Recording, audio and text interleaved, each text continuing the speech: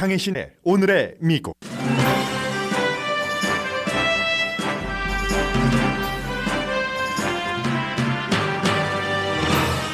전국 의료협회 등 50군데가 넘는 의료그룹에서 의료진의 백신 접종을 의무화해야 한다는 공동 성명을 발표했습니다.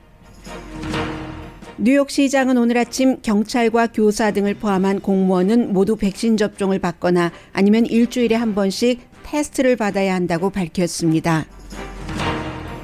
루이지아나주의 연방 하원 의원이 바이러스에 2번 걸렸습니다.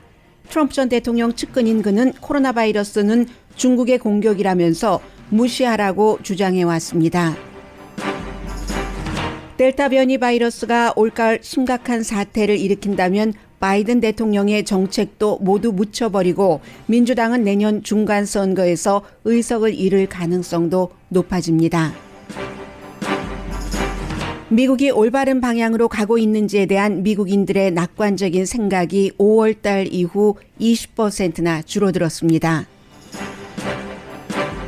재이용자를 하는 사람이 늘어납니다. 미국 음료수 회사들은 쓰레기를 줄이는 순환 경제를 공동으로 이끌어가기로 합의했습니다. 미국 대표 선수가 도쿄올림픽 여자 태권도 부문에서 처음으로 금메달을 받았습니다. 13살의 일본의 보드스케이터도 거의 최연소 올림픽 금메달리스트가 됐고 46살의 우크라이나 대표 체조 선수는 마지막 경기를 마친 뒤 기립박수를 받았습니다. 여러분 안녕하십니까? 오늘의 미국 강혜신입니다.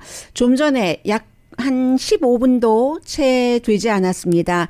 바이든 대통령이 장애인에 관한 법 이런 것을 기념하는 날이다 하면서 짧게 연설도 하고 또 다른 행정명령에 서명도 하고 했지만 별로 주목받지 못했습니다. 미리 이제는 변이 바이러스, 델타 바이러스가 나에게 얼마나 위험한가 하는 것을 느끼신 분들도 계시고 이분들보다는 조금 늦게지만 여러분들도 모두 느끼게 되실 일입니다. 변이 바이러스에 대해서 많은 사람들이 집중하고 있는 데는 이유가 있고 바이든 대통령이 어떠한 그 새로운 발표를 하던 귀에 잘 들어오지 않을 정도입니다. 이미 미국에서 하루의 감염자가 5만 명 정도가 되고 85% 정도는 델타 바이러스고 플로리다주가 새로운 테스트의 4분의 1, 25%를 차지하고 있습니다.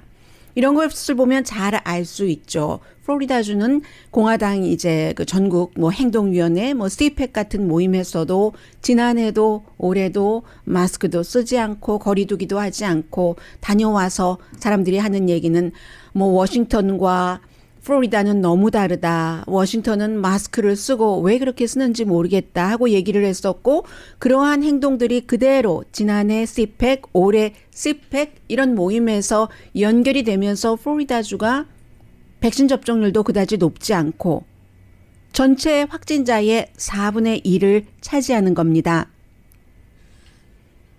미국에서 델타가 얼만큼 왔는지 사실 아무도 모릅니다.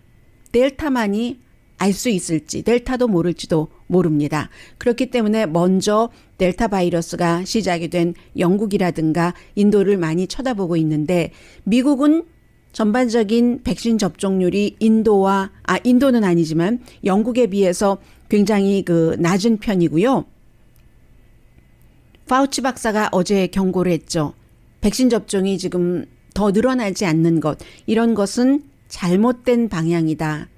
최악의 경우에 미국에서 올가을에 하루에 확진자가 25만 명, 사망자는 4천 명이 될 가능성을 보고 있는 전문가들도 있습니다. 그렇게 될 경우는 모든 것이 또다시 스탑될 가능성도 있고 그렇기 때문에 지금 영국에서는 델타 바이러스가 확산세가 막 올라가다가 어느 순간 이제 주춤하면서 내려갈 수도 있다. 그것을 기대를 하고 있거든요. 그렇기 때문에 먼저 시작된 그곳을 보고 있는 것이고 14개 주에서 지금 특히 백신 접종을 하지 않기 때문에 올 가을에 적어도 한 번 정도는 70% 목표를 이루기 위해서는 아이다호, 몬타나, 노스다코타 같은 데를 지금 집중적으로 공략을 정부에서는 하고 있습니다.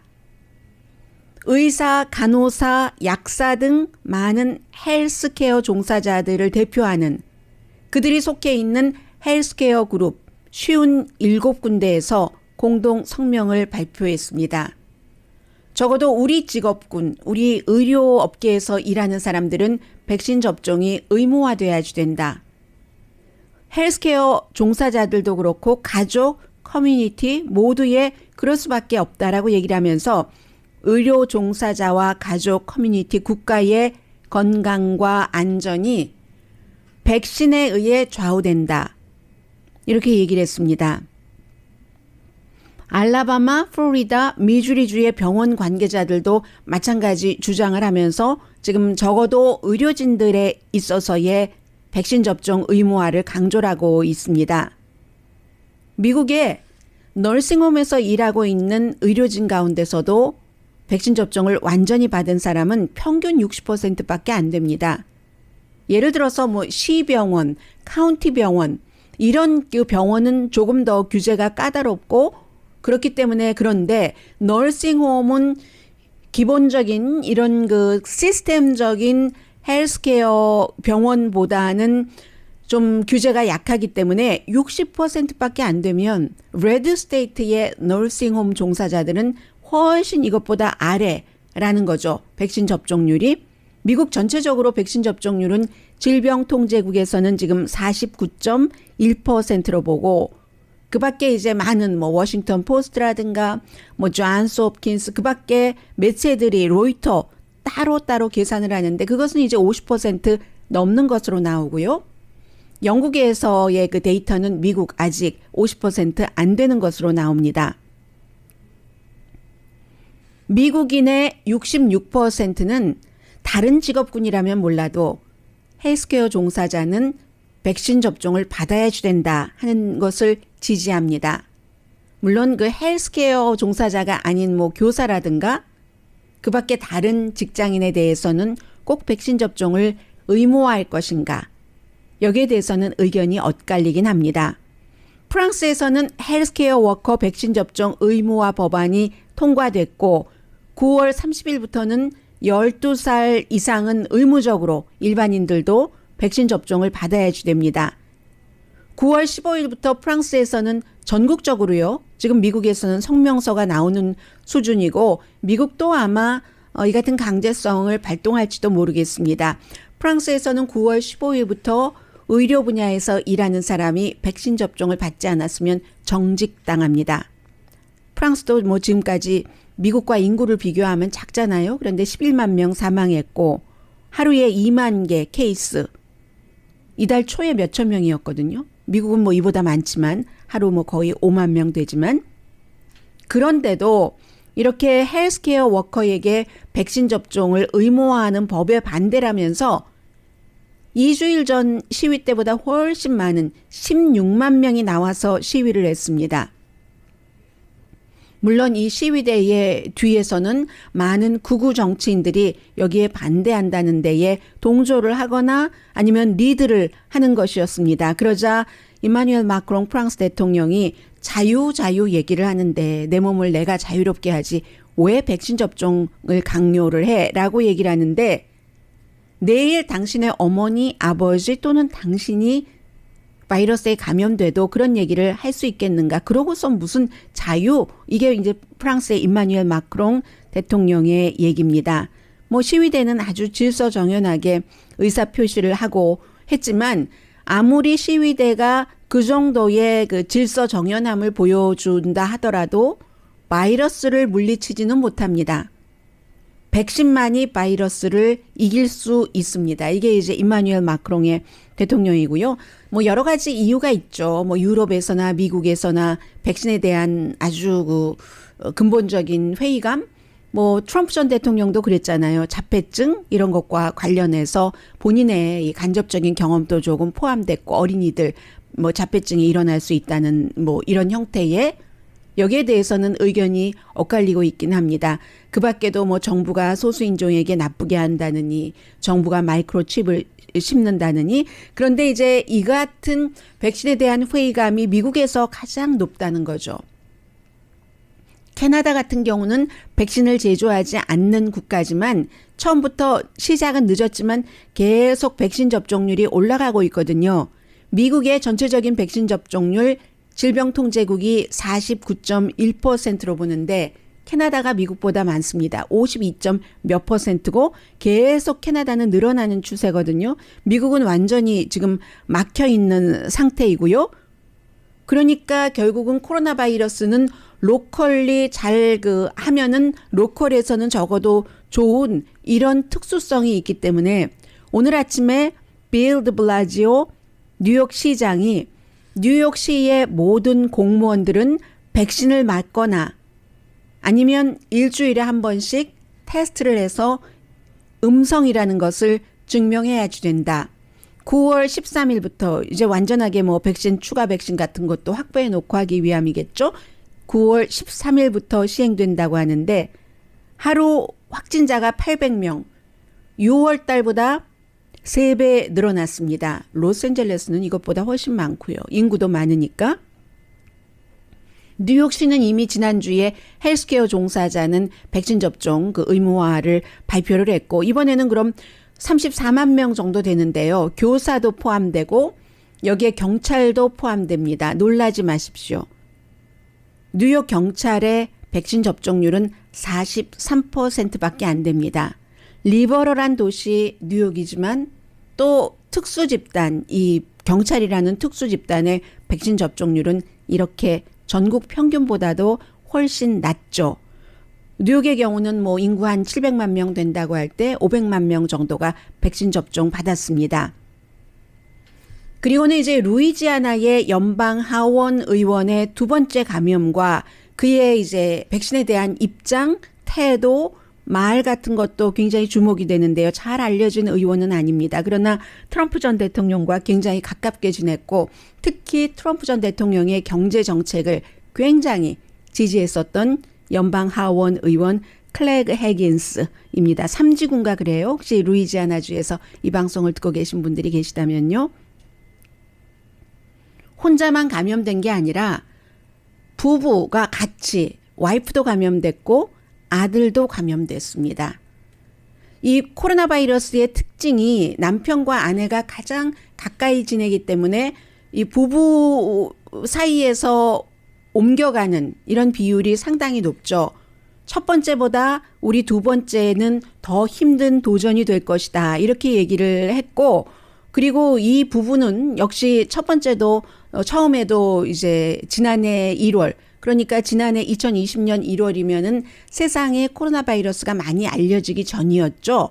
그때 부부가 감염이 됐었는데 그때보다 우리 지금이 더 힘들 것이다라고 얘기를 하고 그때 이후에 계속 이게 무슨 뭐 생화학 무기 공격이라느니 중국에서 뭐 그러다가 또 어떤 때는 바이러스 신경 쓰지 말라고 하느니 이렇게 얘기를 하면서 본인은 뭐 2번 감염이 됐고 백신 접종 받았는가 하고 물어보면 답하지 않습니다. 이 터커 칼슨과 마찬가지로요 하면서 우리 사생활이다라고 얘기를 하면서 세상의 악마가 생물학적인 공격을 하는 것이다. 이게 이제 이 루이지아나주의 연방 하원 의원의 얘기입니다. 우리는 지금 회복되고 있다.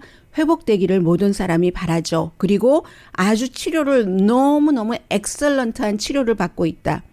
연방 하원 의원이니까 할 수 있는 한 가장 좋은 엑셀런트한 치료를 받고 있겠죠. 그리고 또 그렇게 치료를 받아야지 되죠. 미국에서 435명밖에 안 되는 연방 하원 의원에 속하는 한 사람이니까요. 그리고 이제 뭐 이런저런 점들이 있으면서 공화당 지금 확인 나온 것을 보면은 연방 하원 의원이 211명입니다. 지금 반은 조금 넘네요.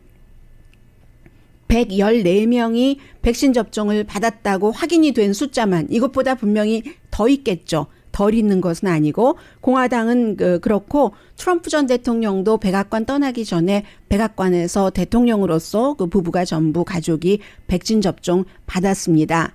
그래서 지금 뭐 백신 접종에 관한 여러 가지 음모에 대해서는 수없이 말씀드리지만 지난주에 한 남성이 인스타그램에 팍스 뉴스의 터커 칼슨을 스포츠 용품을 파는 곳에서 만나서 두 사람이 어떻게 얘기를 했는가 하는 것을 비디오를 22초짜리를 인스타그램에 올렸더니 이 비디오가 미국뿐만이 아니라 세계로 유럽으로 특히 많이 퍼지고 있거든요. 이 남성이 저는 비디오 보고 어머 이거 싸우는 것 같지 않은데 욕하는 것 같지 않은데 라는 느낌이 들었거든요. 웃으면서 조용 얘기를 하는데 터커 칼슨에게 당신은 최악의 이 세상에서 가장 나쁜 인간이야. 가장 the worst human being이야. 라고 얘기를 했거든요. 왜냐하면 코로나 바이러스 백신에 대해서 계속 맞지 말아라 회의적인 보도만을 하고 있기 때문에 그래서 이제 나도 인스타그램에 올릴 때 뭐라고 썼냐면 나도 날마다 누구에겐가 당신이 이 세상에서 최고로 나쁜 인간이야.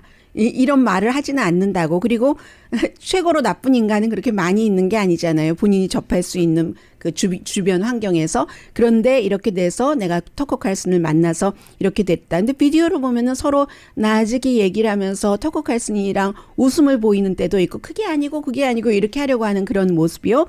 별것 아닌데 그 정도로 이 그 22초짜리 비디오가 바이러스처럼 쫙 지금 세계로 퍼져가고 있거든요. 그것은 그만큼 백신을 맞는 것이 좋으냐, 맞지 않는 것이 좋으냐를 거의 모든 과학자와 의학자는 의견 일치를 받는데 팍스뉴스처럼 영향력이 큰 매체에서 또 터커 칼슨처럼 팍스뉴스의 1, 2, 3, 넘버 2 되겠죠. 션 해니티 다음으로 그런 어피니언 리더가 백신에 대해서 계속 회의적인 생각을 하고 그것을 그대로 아주 호소력 있게 보도를 하고 있기 때문에 미국 백신 접종률이 늘어나지 않는 뜻에서 그런다는 그 뜻에서 아마 주목받고 있는 그런 그 뉴스일 겁니다. 그래서 지금부터 미국의 건강, 경제, 정치, 행복 모든 것은 아마 백신 접종에 달려있는지도 모르겠습니다.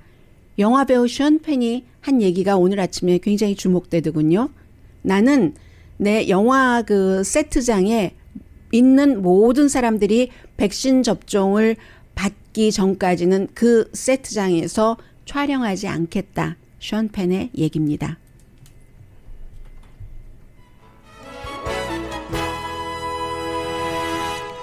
잠시 뒤에 미국의 많은 분야에 영향을 미칠 수밖에 없는 여러 가지 일들, 미국인들의 생각 전해드립니다.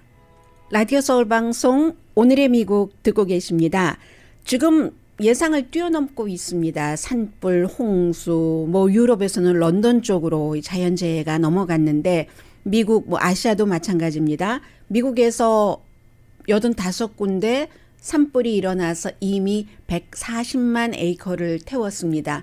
캘리포니아도 그렇지만 오레곤도 피해가 굉장히 심하죠. 오레곤의 그 케이트 브라운 주지사가 기후 변화로 인한 그 많은 부분의 원인이 그 속에 포함되어 있죠. 그렇기 때문에 기후 변화는 해머로 우리의 머리를 두드리는 것 같다. 해머로 머리를 두드리면 그 결과가 어떻게 되겠습니까? 그러니까 빨리 뭔가 행동을 해야지 된다. 이런 얘기를 했고요. 그리고 산불에 코로나 바이러스에 정말 이 코로나 바이러스에 대해서는 바이든 행정부에서 또다시 이렇게 퍼질 수 있다는 정도를 예상을 했고 또 그 대비를 하고 있지만 이게 미국은 아직 그 피크가 아니거든요. 영국 같은 경우는 한창 피크였을 때 오픈을 했고 그리고 이제 조금 있으면 지금 하루 사망자가 한 100명 정도 되는데 55명 정도 되지 않을까? 그 정도를 예상하고 있는데 미국은 아직 피크가 아닙니다. 피크로 올라가야 그다음에 내려오는 길이 있잖아요. 그래서 이제 여러 모델로 전문가들이 이럴까 저럴까 예상을 하고 있는데 어쨌든 지금보다 이미 그 확진자는 한 달 전에 비해서 3배 늘어났고 지금보다 한 3개월 뒤가 되면은 사망자도 3배 이상 하루 사망자가 늘어나게 되고 확진자는 최악의 경우에 25만 명까지 된다는 거죠. 이런 것들을 주식시장이 이미 반영을 한 겁니다. 지난주에 충분히 주식시장은 반영을 했고 세계의 병실의 병동이 지금 침대가 모자랍니다. 미국도 보고 있죠. 만약에 정말로 이 최악의 시나리오대로 하루에 뭐 25만 명이 다시 감염되고 뭐 몇천 명, 최고 그 4천 명까지 사망을 한다면, 그렇게 많은 사람이 아프고 사망한다면, 그리고 그럴 가능성이 높다는 거죠. 오리지널 바이러스보다 훨씬 독하니까, 전염성도 강력하고. 그렇게 될 경우 어떻게 되겠습니까? 국가가, 이게 무슨 바이든 대통령을, 민주당을 생각하는 게 아니라, 그 같은 일이 오면은 대통령은 거기에만 포커스를 집중할 수밖에 없습니다. 다른 아무 일도 할 수가 없습니다. 지금 연방 하원에서 뭐 기간 산업안에 대해서 날짜를 뭐 이러쿵 저러쿵 얘기를 하고 있는데, 그거 아무것도 아닌 이 얘기가 되어버립니다. 아예 말조차 꺼낼 수 없게 되고, 이민 문제, 지금 드리머에 대해서 한 그 연방 판사가 새롭게는 그 드리머들 신청을 받을 권리가 그 바이든 대통령에게 없다라고 판결을 내렸는데, 그 문제는 어떻게 하며 국내와 국외로 난민, 바깥에서 오는 그 이민 문제도 있죠. 총기 문제 있죠. 그리고 이제 제가 지금 말씀드린 뭐 총기나 이민이나 이런 문제들이 다 바이든 대통령의 지지도를 조사하면은 낮은 상태에서 머물러 있거든요. 그런데 가을이라고 해봐야 지금 벌써 8월이고 9월이고 10월 달이 되면은 피크가 된다는 것인데, 이때 굉장한 심각한 피크가 오면은 바이든 대통령은 이 모든 안건을 하나도 처리할 수가 없게 됩니다. 그렇게 되면은 이제 내년에 치러지는 선거에서 하원도 지금 공화당과 민주당이 몇 표 차이 나지 않으니까요. 공화당이 211표니까는요. 435명 가운데서. 그러니까 상원도 지금 똑같잖아요. 50, 50에서 이게 어떻게 될 것인가. 이것도 굉장히 중요한 문제고요. 지금 미국 사람들이 이미 39%는 지난번에 팬데믹 사태 때 막 정말로 모든 것을 다 걸어 잠그고 힘들게 비상사태로 생활을 했다가 지금 풀어난 지 한 달 조금 넘죠. 캘리포니아주의 경우는 6월 15일부터 전면 개방을 했기 때문에. 그런데 이게 다시 또 거기로 돌아간다 하는 위험성을 느끼고 있는, 그 딱 감이 온다는 사람이 39%입니다. 6월 말에 한 달도 채 되지 않았을 때 28%였거든요. 한 달 만에 11%. 우리 또다시 그렇게 락다운, 셧다운 할 수 있어. 느끼는 사람이 그 정도로 늘어났다는 게 되고요. 하루 1,000명 정도가 사망을 한다면 최악의 경우를 4,000명으로 보고 있는데, 그러면 이제 민주당이 정치적으로 굉장히 위험해지고, 국민들은 대통령이 이도 저도 못하는 상황이 돼서 국민들에게 피해가 되는 거죠. 그러니까 지금부터라도 백신 접종을 받아야지 된다. 답은 백신밖에 없다. 아니, 다른 나라는 없어서 백신 접종을 못 받고, 캐나다처럼 없는데도 미국에서 사고 영국에서 사서 점점 이 백신 접종률이 늘어나고, 아마 이제 조금 있으면 한국이 미국보다도 백신 접종률이 높은 날이 올지도 모르겠습니다. 백신 하나도 생산하지 않는 한국에서 미국 사람들이 있는데도 배불러서 접종을 받지 않기 때문에. 물론 백신에 대한 엘러지가 있다던가 종교적인 이유라든가 개인의 특성은 예외로 줘야죠. 그런 예외는 그다지 많지가 않습니다. 그렇기 때문에 충분히 집단 면역이 될 수 있는데, 백신으로 그냥 다 감염돼서 약한 사람 죽고 강한 사람 살아남고 하는 집단 면역이 아니라 백신으로 처리할 수 있는데, 이게 지금 잘 안 되니까 굉장히 걱정되는 거고요.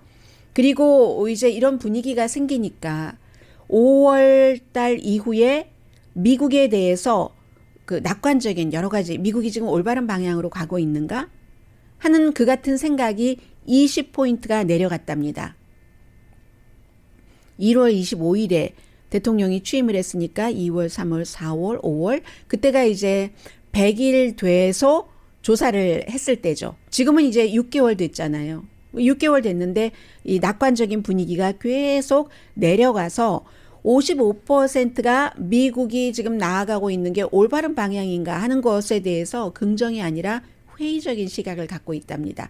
긍정적으로 나가고 있어. 좋아, 좋아. 잘해, 잘해. 하는 건 45%밖에 안 되고요.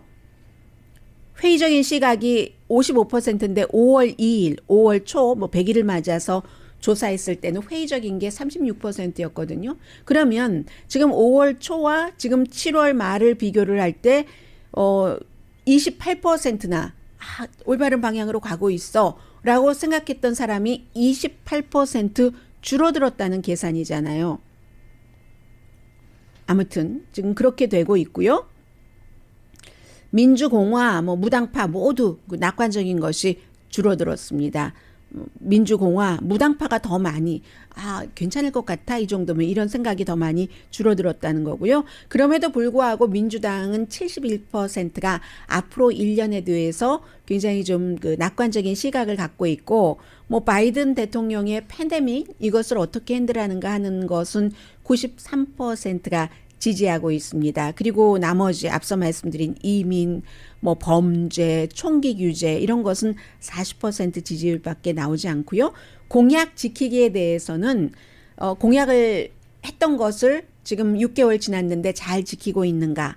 52%가 excellent 하거나 good이라고 답했고 47%는 좋지 않거나 나쁘다라고 답변을 했습니다. 앞으로 바이든 대통령의 거의 모든 것은 몇 개월 안에는 올해가 가기 전까지는 팬데믹이 좌우할 것으로 보입니다.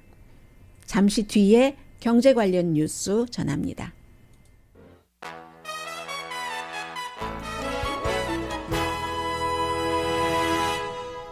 라디오 서울 방송 오늘의 미국 듣고 계십니다. 네, 모기지 재융자 웨이브 다시 돌아왔는데요. 물론 이제 지난해 말에 굉장히 이자율이 낮았을 때 지난해 꼭 말이라고 하기보다도 계속 그랬을 때 재융자 하신 분들이 계시지만 지금 7월 22일을 기준으로 30년 고정 모기지 융자율이 2.78%, 사람에 따라 조금 다르지만 크레딧이라든가 여러 가지 재정 상태에 따라서 평균입니다. 이렇게 나오니까 일주일 전에 2.88%보다도 내려갔잖아요. 2월 11일 이후에 최저거든요. 다시 이제 모기지 재융자를 지난번에 하려고 했다가 여러 가지 문제로 준비가 부족했거나 하지 못하신 분들은 지금이 기회일 것 같으니까 한번 찾아보시고요.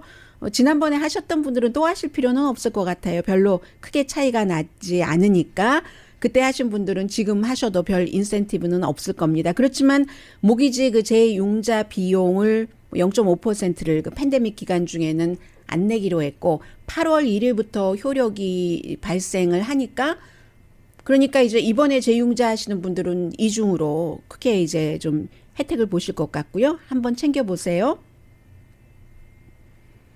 우리가 이제 환원 경제 시스템 이렇게 많이 얘기를 하잖아요. 미국 말로 하자면 circular economy라고 해서 환원한다고 하니까 뭔가 재생에너지를 환원한다는 건데 미국이 재생에너지 재활용이 한국보다 너무너무 많이 떨어져 있습니다. 예를 들어서 우리가 마시는 코카콜라, 펩시콜라 왜 상표 이름 다 여러분들께 말씀드리냐면 이 두 회사가 이제 합작을 해서 뭔가를 한다는 얘기인데 플라스틱, 이들 회사에서 나오는 플라스틱 9%밖에 재활용이 안 됩니다. 이렇게 해서는 큰일 나겠다 해서 지금 주말에 여러 정책 이반자, 환경 조직에서 일하는 사람들 또 사업주들이 동의를 했는데 이런 순환 경제의 이때의 기본은 플라스틱 줄이기입니다. 리사이클을 처음에 이제 만들 때부터 병 아랫부분뿐만이 아니라 뚜껑까지 전부 리사이클 할 수 있는 것으로 재료부터 다 그렇게 만든다는 거예요. 전국 단위, 주 단위, 또 로컬 단위로 그렇게 하는데 미국은 지금 리사이클링 시스템이 망가졌다는 것을 인정을 하면서 리사이클링 자체가 완전한 순환 경제를 가져오는 건 아니지만 이 리사이클링 하는 것부터 고치지 않으면 이제 그러한 형태의 뭔가를 이제 다시 활용하고 하는 순환 경제, 서큘러 이코노미가 절대로 이루어질 수 없다는 얘기입니다. 그런데 이제 문제가 있기도 있죠. 항상 과거의 플라스틱을 버리기 위해서 새로운 플라스틱을 써야지 된다던가 이런 것들이 처음에 다 고쳐지지 않으니까 처음에 이제 또 비용도 많이 들고 거쳐가면서 또 수정을 해가면서 어느 정도에 이르면 웬만큼 만족할 만한 수준에 가는 거겠죠. 해서 이제 모든 병은 새 병으로 만든다.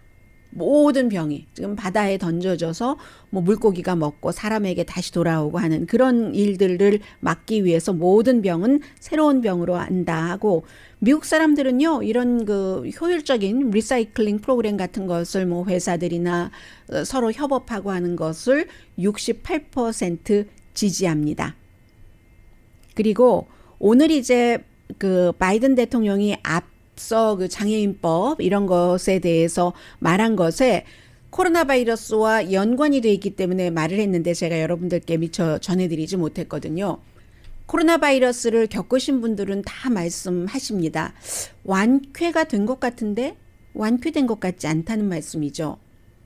뭐 현기증이 있다던가 뭐 좀 울렁증이 있다든가 여러 가지 코로나 바이러스를 겪을 때 겪었던 그 증상이 완치가 됐다고 생각하는데도 계속 나온다는 얘기예요.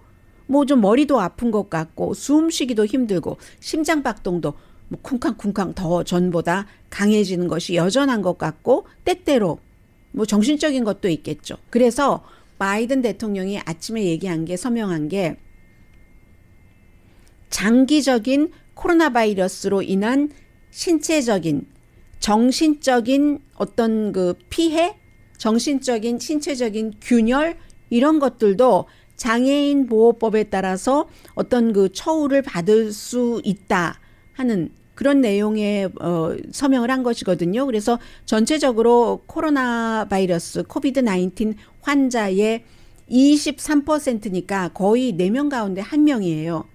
이처럼 뭔가 전에 느껴보지 못했던 이 바이러스에 감염되고 난 이후에 새로운 증상을 느낄 때는 미국이 이제 그 장애인 뭐네 그 해당되는 그럼 여러 가지 그 장애인 그 해당되는 혜택을 받으시는 분들이 아실 겁니다. 어떤 경우는 돈으로 지원을 받기도 하고요. 그게 이제 가장 보편적인 건데 그 카테고리에 코로나 바이러스로 인한 장기적인 그런 그 후유증을 겪는 사람들도 넣었다는 겁니다. 그러니까 2차 감염이라기보다 첫 번째 감염되고 이제 시간이 오래 흘렀잖아요. 그래서 이제 장기적인이라는 long covid symptom이라고 표현을 하고 있는데 그런 분들은 아마 보건복지부에서 관할을 하는데 여러분들께서 그 의사의 진단을 받으시고 어떠한 그 혜택을 받으실 가능성이 높아 보입니다. 오늘 바이든 대통령이 그 같은 내용을 얘기를 한 거고요.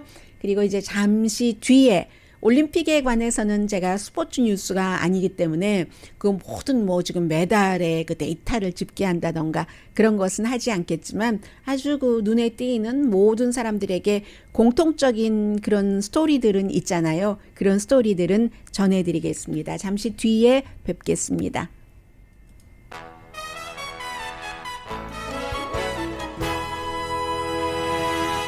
라디오 서울 방송 오늘의 미국 듣고 계십니다. 네, 아니 이게 웬일입니까? 중국에서 개발된 그 시노백 백신 그 코로나 바이러스 백신은 6개월 지나면 효력이 없어진답니다. 그러면 중국에만 해당되는 게 아니라 중국의 이 시노백을 수입했거나 아니면 기부받은 많은 나라에도 효율이 별로 없기 때문에 역시 시노백도 미국의 그 바이오엔텍이나 파이저, 모더나, 존슨앤존슨, 영국의 에스트라제네카와 마찬가지로 델타 변이, 뭐 알파 변이, 뭐 람다 변이 이런 변이라고 그랬나요? 제가 변이 바이러스가 나오기 전에 개발된 것이고 그리고 6개월밖에 효력이 없다고 하면은 이게 중국의 문제를 넘어서 다른 나라의 문제를 넘어서 또 미국의 문제가 되게 되는 겁니다. 모든 나라에서 다 안정이 돼야지 그때 미국도 바이러스에서 숲속에서 빠져나올 수 있는 거죠. 지금은 아직까지 숲속에 있는 겁니다. 이게 뭐 미국에서 발표된 연구된 게 아니라요. 지금 로이터 통신을 제가 다는 못 봤습니다. 광고 나가는 동안에 조금 봤더니 중국의 의료진이 조사를 했었을 때 그런 결과가 나왔다는 거거든요. 그게 이제 로이터 통신의 보도고요. 중국의 연구진들이 쭉 해봤더니 그렇게 된다는 겁니다. 2번 맞은 사람들을 대상으로 했을 때 그렇다는 거고요. 그리고 그 밖에 지금 유럽에서는 식당이나 바에 들어갈 때도 EU 국가들, 점점 더 많은 그 유럽연합 소속 국가들이 규제를 하는 거죠. 백신 접종을 받아야지 사람들이 있는 곳에 갈 수 있다. 이런 것이고, 역시 반발도 있지만 뭐 이런 부분에 대해서는 정부의 책임자가 알아서 할 수밖에 없는 일이죠. 최종적으로 너무 심각해진다 하면은 반발을 감안하면서도 하는 얘기고요. 그 상황에서도 지금 도쿄 올림픽은 진행되고 있는데, 한국 하면은 뭐 양궁 다 짐작하시고, 또 이제 결과도 알고 계실 텐데요. 뭐 3개 메달 받았고, 미국 남자 농구팀은 이제 프랑스에 졌어요. 수영에서는 뭐 미국이 메달 받았고 예상했었던 것처럼. 그런데 저는 지금 이제 그 두 사람에 주목해서 말씀을 드리고 싶은데, 세 사람이네요. 먼저 18살의 아나스타샤 졸로틱, 미국 선수예요. 아나스타샤 졸로틱이라는 18살 미국 선수가 미국 여자 태권도 선수로는 처음 금메달을 받은 거죠. 러시아 선수를 물리쳤어요. 러시아 선수가 이제 2위 은메달이에요. 57kg에서 준결승에서도, 태권도가 정말 세계적인 스포츠예요. 준결승에서는 세계 랭킹 2위인 터키 선수를 물리쳤고요. 그래서 미국이 여자 태권도 이 57kg 몸무게 그 부문에서 첫 번째 처음으로 금메달을 받았다 하는 거고요. 아나스타샤 졸로틱. 그리고 뭐 이 사람은 그동안 태권도에서 메달 많이 받았어요. 2018년도에 청소년 올림픽 은메달, 또 주니어 세계 챔피언십 금메달, 패남 게임 2019년에 꾸준히 해오는 거죠. 그리고 또 뭐 멕시코 오픈, 또 뭐 소피아 올림픽 이런 데서요. 또 5살 아래로 내려갑니다. 이번에는 일본 선수예요. 니시야 모미치. 일본 선수인데 얼마나 해맑게 웃던지. 13살 소녀거든요. 스케이트보더, 길거리, 스트리트 스케이트보더에서 금메달을 받았습니다. 여성 스트리트 스케이트보딩에서 거의 가장 어린 그 금메달리스트 가운데 한 명이거든요. 다른 13살 금메달리스트가 있었지만 뭐 생일 날짜 차이 때문에. 그런데 올해 처음으로 데뷔한 거잖아요. 스케이트보딩이 이 분야가. 그래서 굉장히 주목을 받았었는데, 어린 선수인데 뭐라고 얘기를 하냐면요. 내가 일본을 위해서, 국가대표잖아요, 올림픽은. 일본을 위해서 메달을 받은 게 너무 기뻐요 라고 얘기를 하면서 목표가 너무 분명합니다. 13살인데 세계 모든 사람들이 나를 다 아는, 나는 그만큼 유명한 사람이 되고 싶어요. 이렇게 얘기를 하면서 2024년도 프랑스 파리 올림픽에서도 내가 메달을 거기도 이기기를 원합니다. 메달 받아서 세계에서 가장 유명한, 나 모르는 사람 아무도 없는 그런 유명한 사람이 되고 싶다는 게 이 소녀의 꿈입니다. 은메달도 역시 13살 브라질 선수고요. 브라질에서는 이 올림픽에서 최연소 메달리스트입니다. 그래서 역시 이 13살인데도 이 선수들은 다릅니다. 나는 그 역사를 만들었다. 또 출전하길 희망한다. 이런 얘기를 했고요. 그러면 이 스케이트보딩 올림픽에서 13살이 최연소인데, 과거에 더 지금 그 일본의 스케이트보더보다 더 최연소는 누구였냐면 미국 선수였거든요. 그때 이제 1936년이니까 베를린 게임이었었고요. 마조리 게스팅, 그때는 나이버로 13살인데 13살 뭐 267일인가 그랬어요. 그리고 이제 이번에 일본 선수는 그것보다 생일이 앞인 거죠. 그렇게 돼 있고, 그리고 이제 또 한 사람은 제가 46살에 올림픽 그 체조 선수입니다. 이분은 옥사나 추소비티나라는 우크라이나 대표 선수거든요. 마지막으로 뭐 메달과 상관없이 이제 46살인데 체조 선수인 거예요. 마지막 무대였죠. 올림픽에서. 8번 올림픽에 나왔어요. 제가 생각해 보니까 1992년부터니까 클린턴, 또 아들 부시, 오바마, 트럼프, 바이든, 미국으로 따지면 이 선수가 이 4명의 5명 미국 대통령이 있는 동안에 변함없이 계속 올림픽에 그 출전을 한 거잖아요. 그런데 그 사이에 세계 정세도 1992년부터 많이 바뀌었기 때문에 구소련, 독일 등 이번에는 올림픽이었는데 그런 것을 그 대표로 하고 하면서 11개 메달, 세계 챔피언십 17개 세계 챔피언십에 참석을 해서 출전을 해서 11개 메달을 받았습니다. 그러니까는 어땠겠어요, 사람들이. 이 선수가 마지막 그 체조를 다 그 퍼포밍을 해 보이고 경기를 하고 나서 뭐 경쟁하는 선수든 경쟁하지 않은 선수건 모두 다 기립박수 당연히 쳤죠. 이렇게 보면서 이제 여러 가지를 생각하게 되는데 이 올림픽 선수들만 그런 건 아니겠죠. 젊은 선수가 할 수 있는 게 따로 있고 나이 든 선수가 할 수 있는 게 따로 있고 또 나이 든 사람은 코치로서의 여러 가지를 그 보여줄 수 있는 것들이 있고요. 어린 사람이 시니어로 가서 시니어까지는 아니지만 어느 나이대에 잘할 수 있는 걸 할 수는 없고 또 시니어가 46살의 체조 선수가 영원히 잘할 수는 없는 거잖아요. 강희신이었습니다.